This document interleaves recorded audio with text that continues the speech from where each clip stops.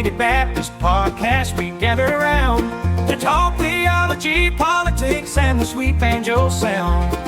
Kevin Thompson leads the way, teacher and preacher too. With a men's quartet, the harmonies ring true. Gather around the mic, let's find our way, singing praises, strumming banjo strings all day. Amputated Baptist Podcast, where we all belong. Join the harmony, let it carry us along.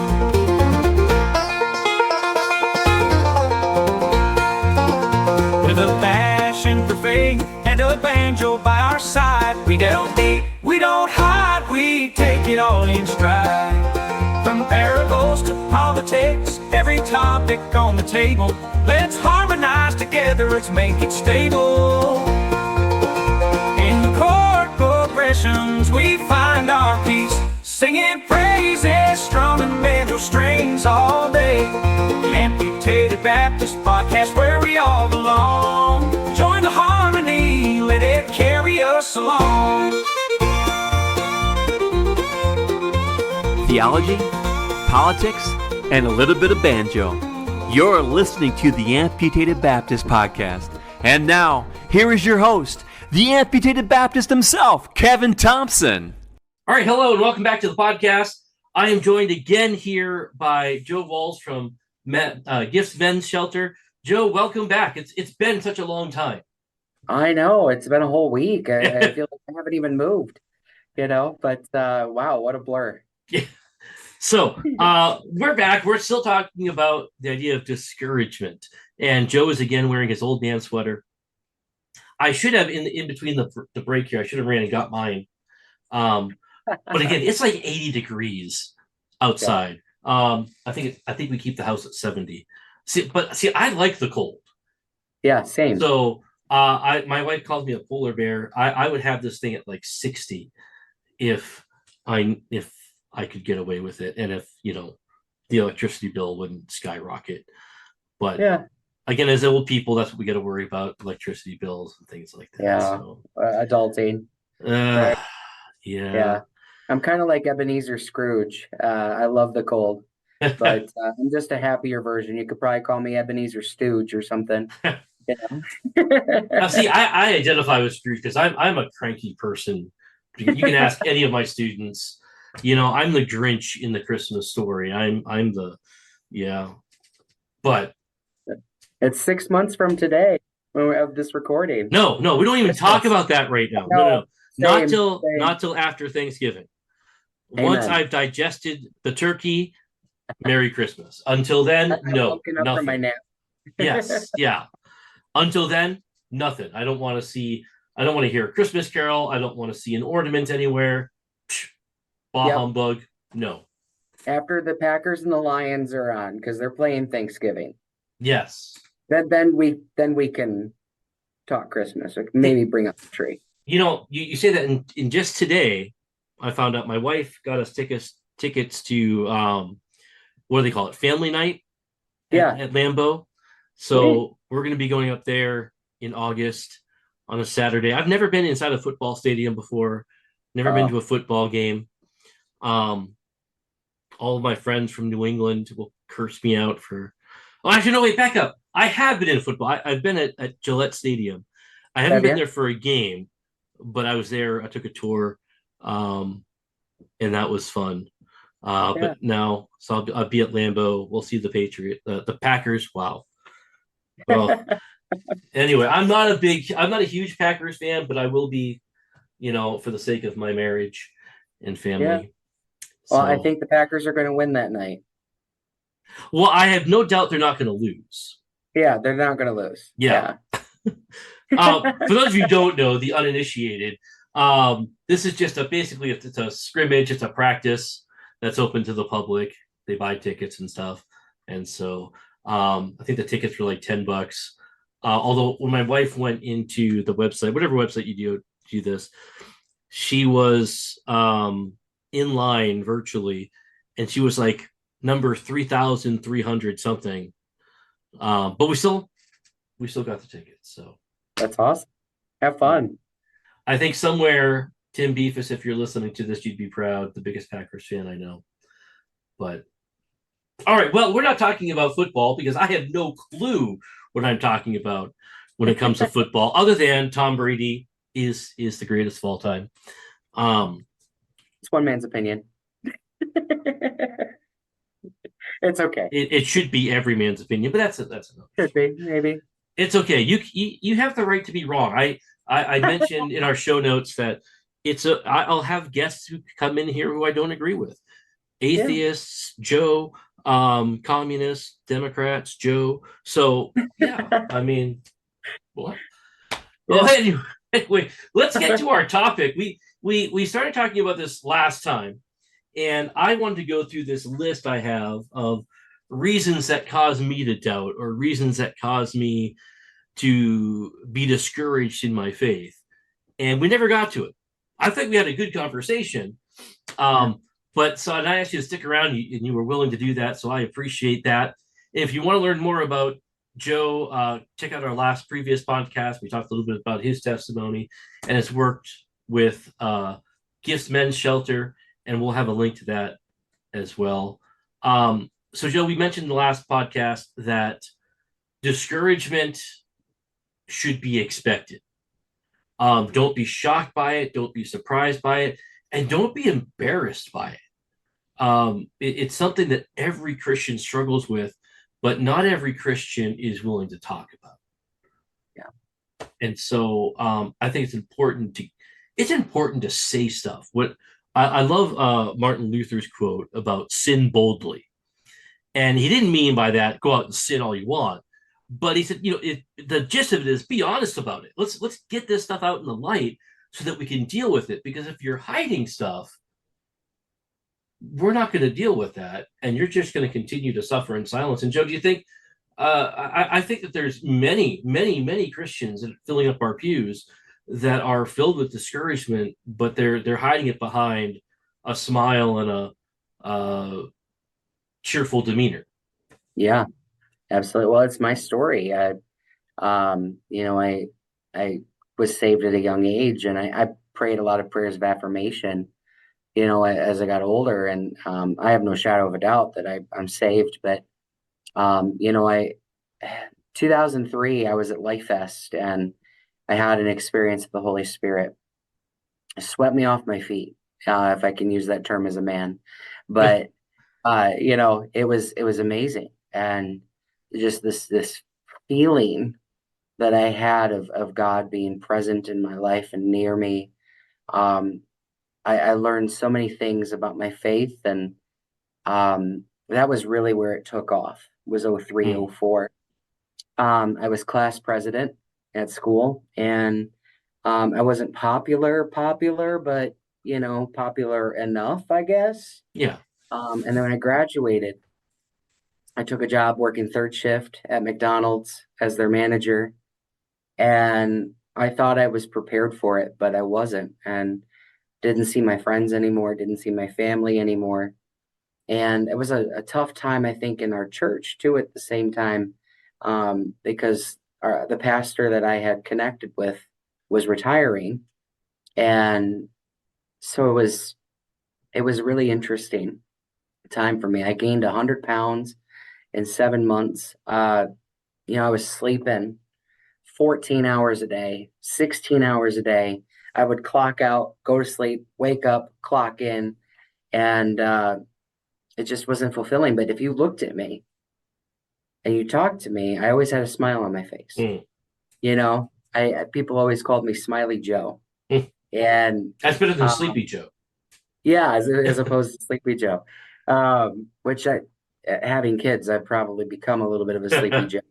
But I'm just naturally a smiley person. So when I grew the beard, I felt like I didn't have to smile so much. But I could, I don't know. That's another story. But I just, you walk around and you're dealing with all sorts of emotions and thoughts, but it was 20 years ago, and we weren't really having these conversations. I talked to my mom about it. And she said, well, why do you feel this way? You know, was there something I did wrong as a parent? You know, why do you talk like this? You know, and I got on medication and I still felt the same way. Um, you know, and so yeah, I mean, I think if I can speak to that, but you know, there's a lot Yeah. of people. I mean, here at the shelter, at the halfway house I used to work at, they put this front up, you know, that they're doing okay, everything's good, my Yeah. recovery, I'm happy today. And then you pull them into the office and go, all right, how was your week? And then this comes out, and this Yeah. comes out, and this comes out. And before they know it, they're crying right there at your desk. And how do you deal with that? You Yeah. know, and so I tell my kids, I posted this on Facebook right before I got on the podcast, but um, God gave us two ears and one mouth. I tell my kids that. So he's probably expecting us to listen twice as much as we speak. And Yeah. so um, when people come to you, that's an act of courage, Right. you know. And so that's something that I've learned in my time. I had people that were willing to listen to me that I never thought would listen to me. And just the act of verbalizing it was healing for me. And Yeah. so being available is a big thing when you're in ministry, which I believe everyone has been called to some sort of ministry. Yeah. I Oh, believe, absolutely. you know, you're a teacher at Rock County Christian, so you are God's ambassador, cleverly disguised as a teacher at Rock Mm. County Christian. I mean, it kind of goes hand in hand because you're at a Christian school, but you know, like some of us work in factories, some of us are truck drivers, some of us do X, Y, and Z. You know, that just means that you're God's ambassador Right. there. And wherever our spheres of influence, our workplace, our marketplace, the neighborhood, our families, our Yep. friends, you know, we need to be available for people. But then if we're having that issue, we need to know our community Yeah. and to reach out. And you'd be surprised. People are willing to listen And that's why more it's than they are important. today. Yeah. And I think that's why it's important to be a part of a good, healthy church, a physical church. I have to make that distinction in this age. Yep. But a good, healthy local church where you have that community where you can talk to people and know that in a good, healthy church, one of the marks of a good, healthy church is that you can talk to people.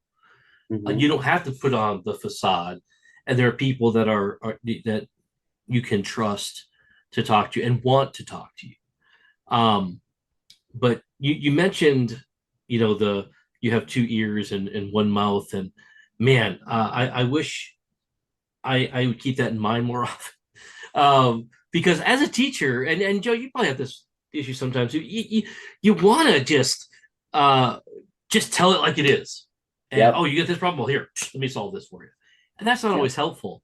About a couple of years ago now, yeah, that's again, we're old. And so everything I say that happened just a little while ago probably happened 10 years ago. Um, but I was meeting with a friend of mine who now identifies as transgender. Hmm. And we haven't spoke since then. And this person sent me a message, hey, can we meet for coffee? And I said yes. And so I was arming myself with every scriptural argument about gender, about creation, about how what's God's will concerning all of this. And I was ready for a debate. I was ready for an argument, and it never happened. Hmm. Because as I walked in there, I could feel the Lord saying, "Shut up and listen." And that's what I did. And this person, this friend of mine, they were struggling, and there was some deep seated issues there, some insecurities and other things, and um, they were just reaching out for a friend.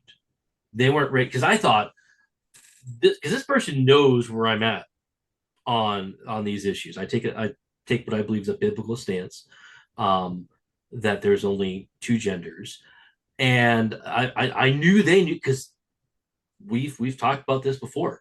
And so I thought this was going to be an argument. I'm ready, but this person was just going through a difficult time and needed someone to talk to, and assumed that because I was a Christian, I would be someone to talk to.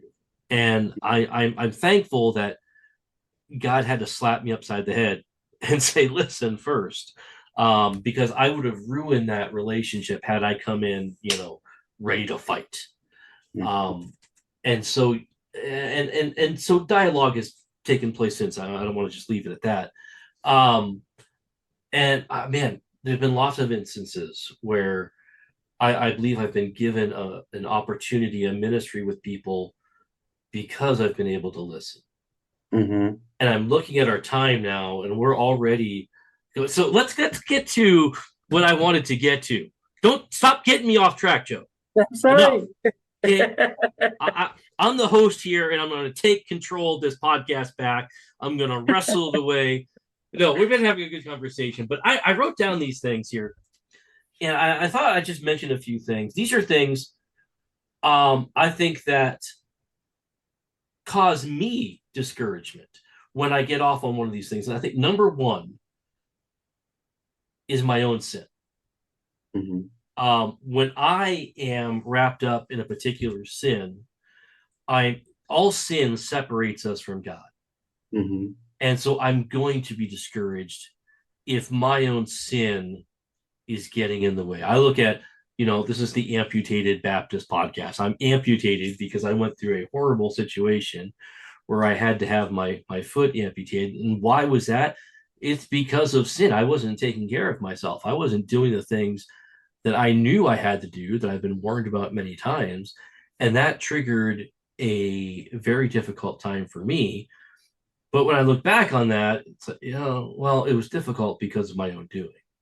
And I hate to admit that, but it's true. And by the way, I think, I love my favorite passage in the New Testament, in Romans chapter 5, verse 20, where sin abounds, grace does much more abound. And through this whole thing, I found just an abundance of God's grace. I didn't deserve it. I was there because I didn't do what I needed to do, but there was grace. So, Joe, do you think that's been true in your life, or do you see that as a factor here? Yeah, absolutely. I think, the things that I've gone through is because I've told myself I'm owed something, Yeah, when in reality I'm owed nothing.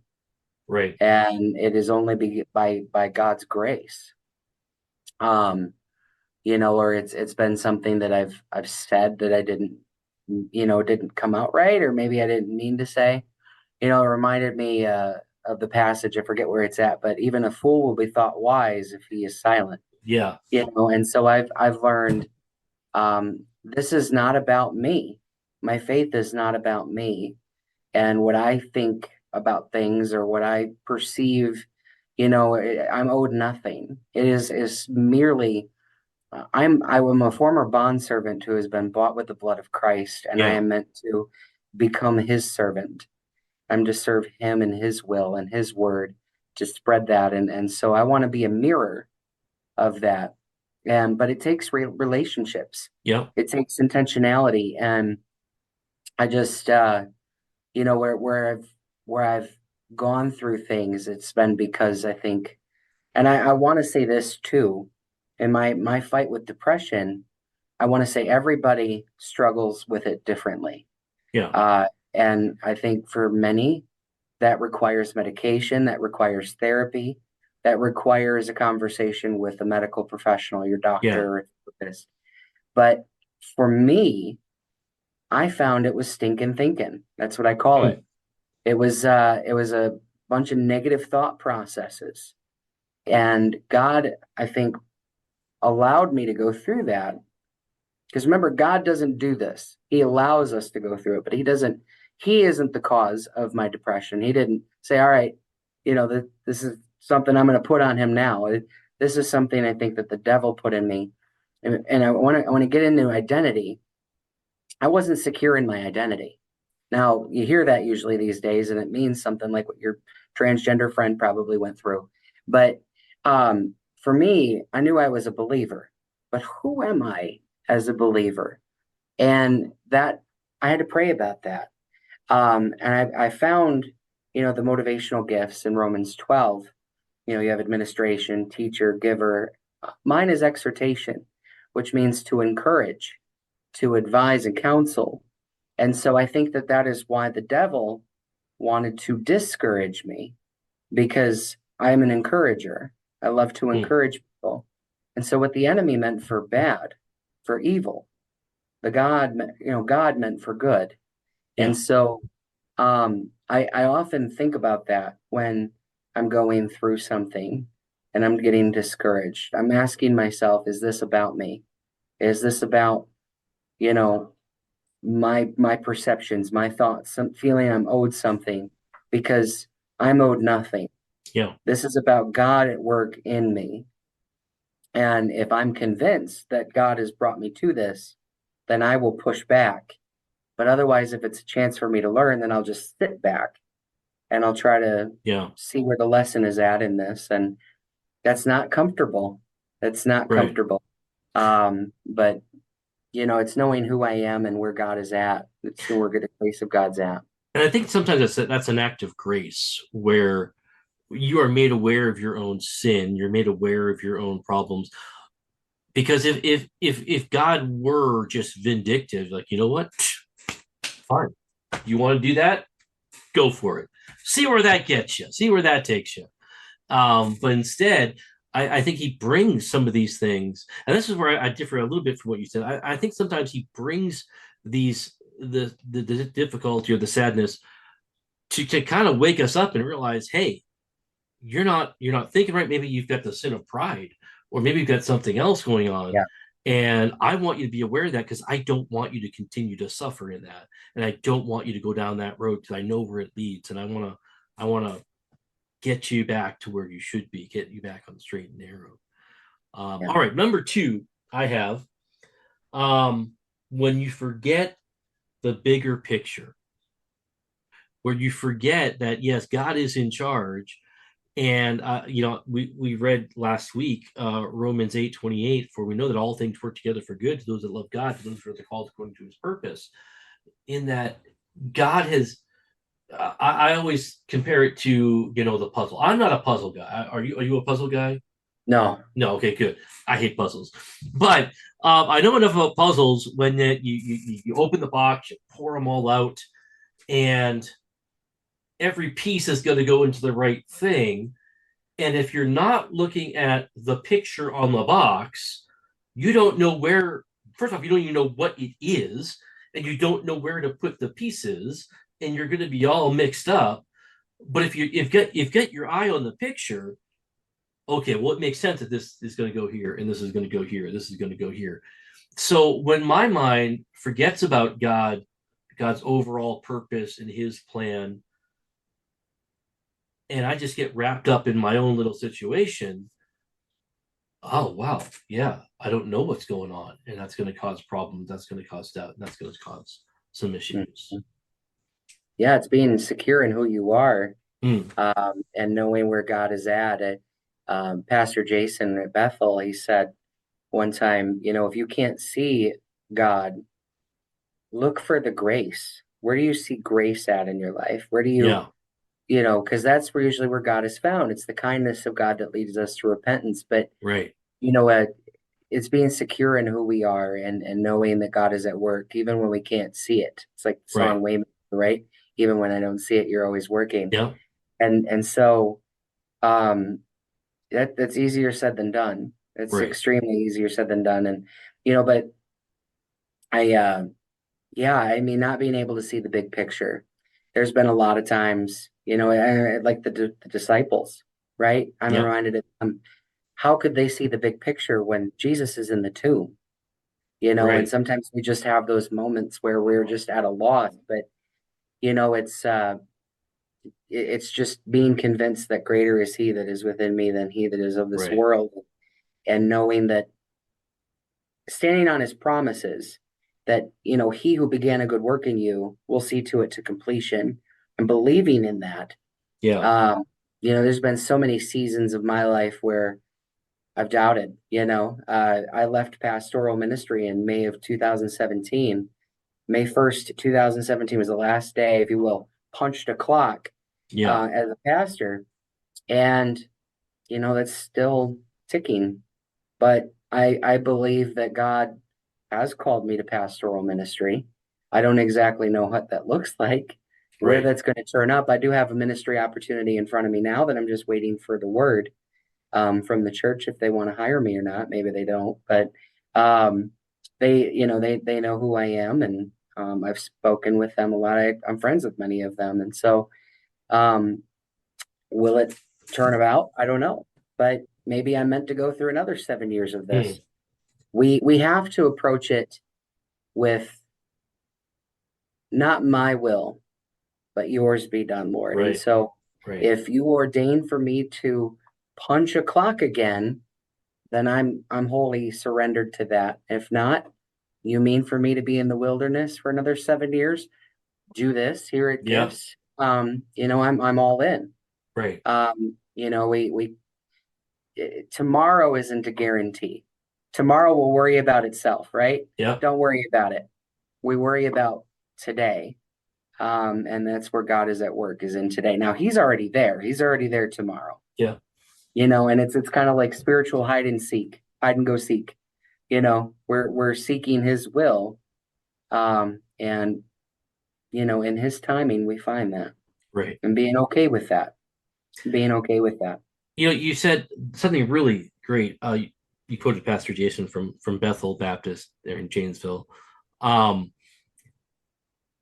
When you can't see God, look for grace. And I think that leads me to what I've got as number 3 here.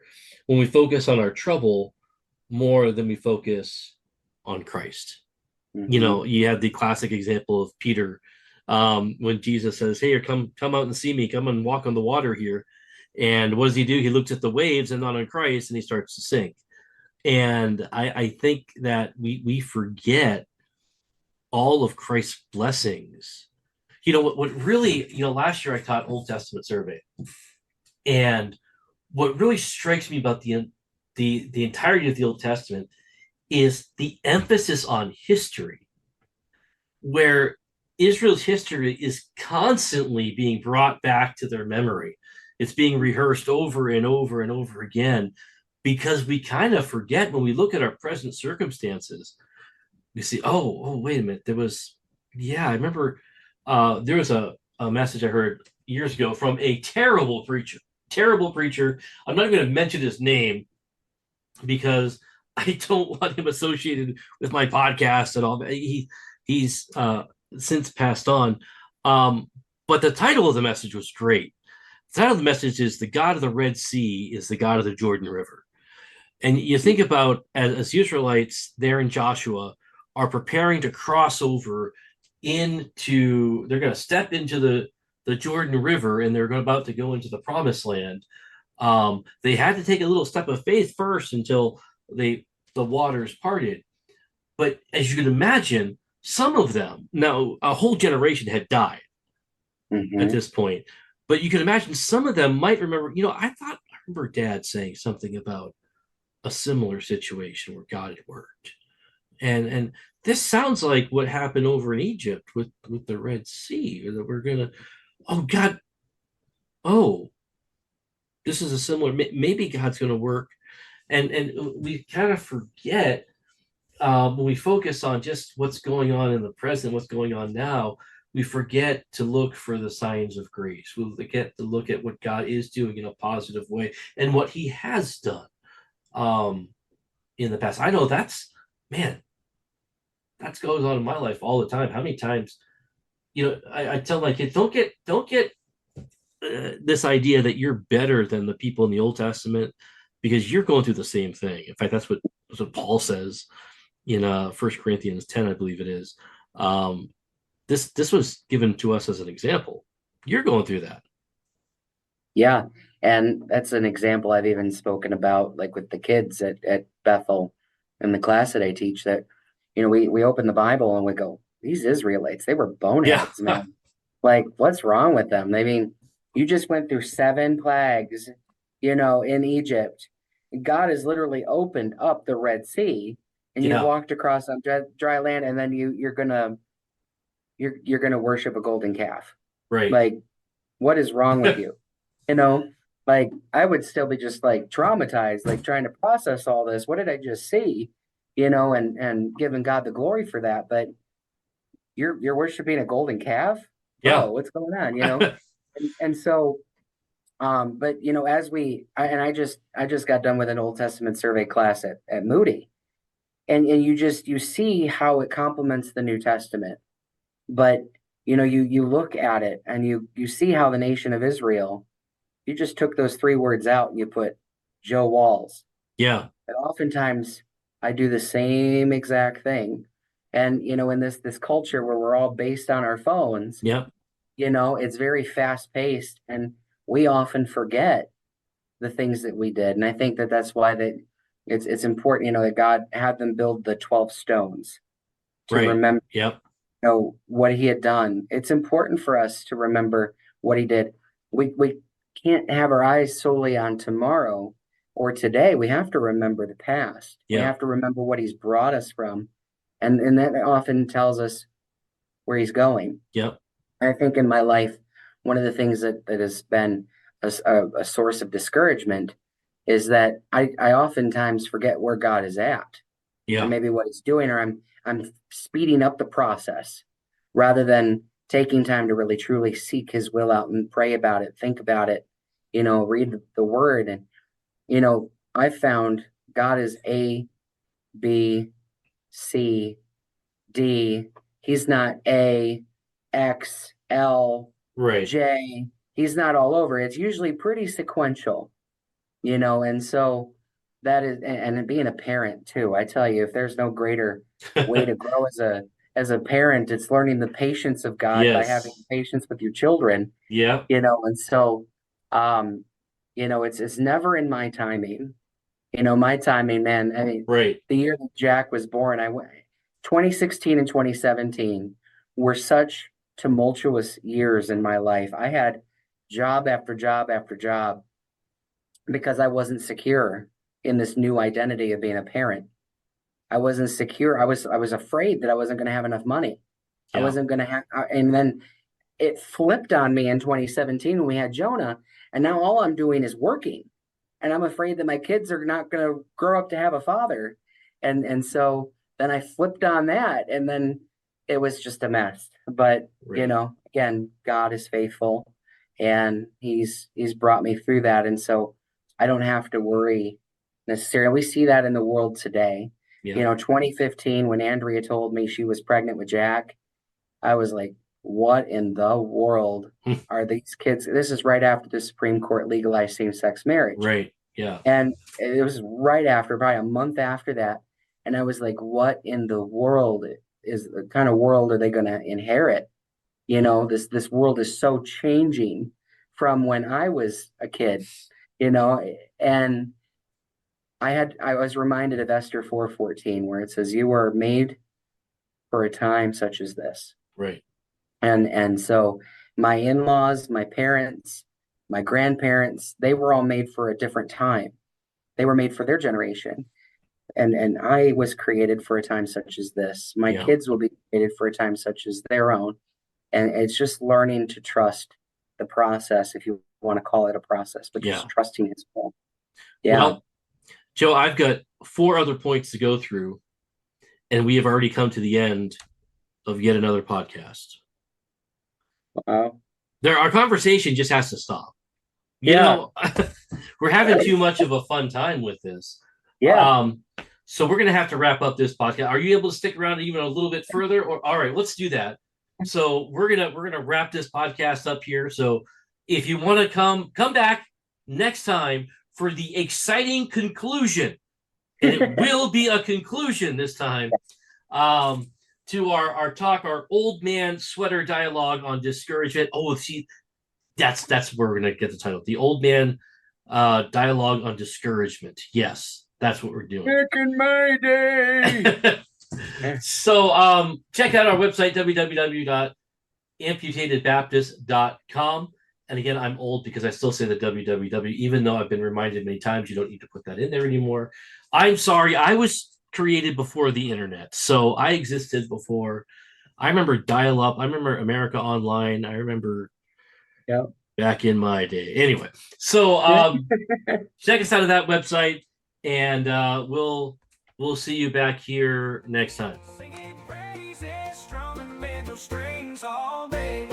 Amputated Baptist Podcast, where we all belong. Join the harmony, let it carry us along.